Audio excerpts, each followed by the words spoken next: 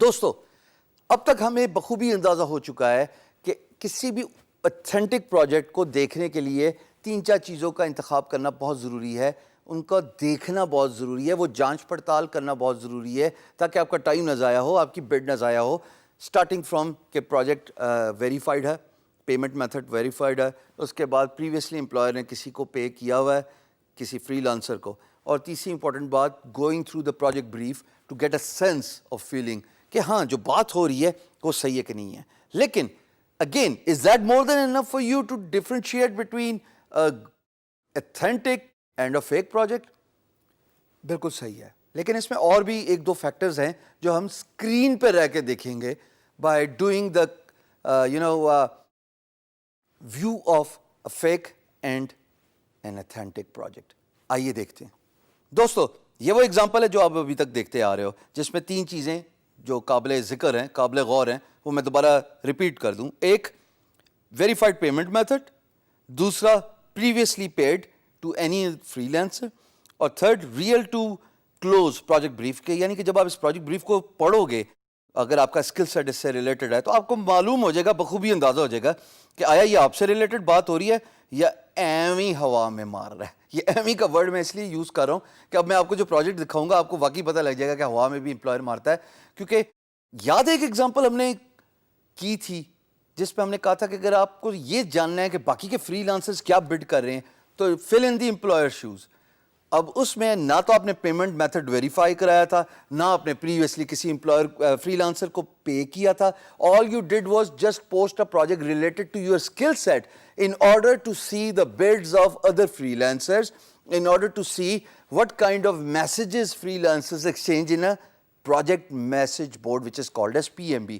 So وہ fake project تھا نا جس کو میں نے کہا کہ تھوڑی سی چیٹنگ کریں گے. اسی طریقے سے بہت سارے پروجیکٹس ایسے ہوتے ہیں، اور میں ورڈ یوز کر رہا ہوں، بہت سارے ایسے پروجیکٹ آپ کو ملیں گے جہاں پہ پیمنٹ میتھڈ ویریفائی نہیں ہوگا، اس پہ اپنی انرجی اپنا ٹائم ویسٹ کرنے کی ضرورت نہیں ہے.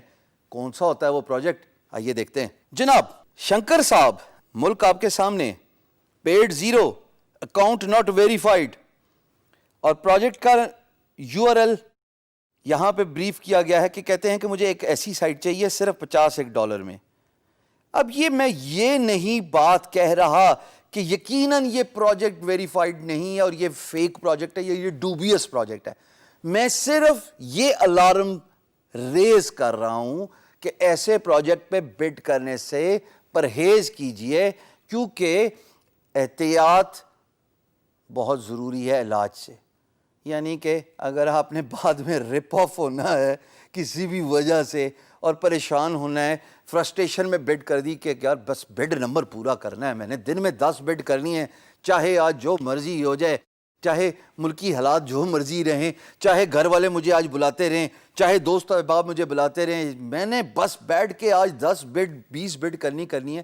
اس بڈنگ پروسیس میں دوستو ایسے پروجیکٹ پہ بڈ کرنے سے پہلے 2 دفعہ سوچ لینا کہ کیا یہ آپ کے اسکل سیٹ سے میچ کرتا ہے، کیا پیمنٹ ویریفائڈ ہے، کیا اس نے پریویسلی کسی کو 1 روپیہ بھی دیا ہے. روپیہ تو ظاہر فری لانس مارکیٹ پلیس پہ نہیں ہوتا.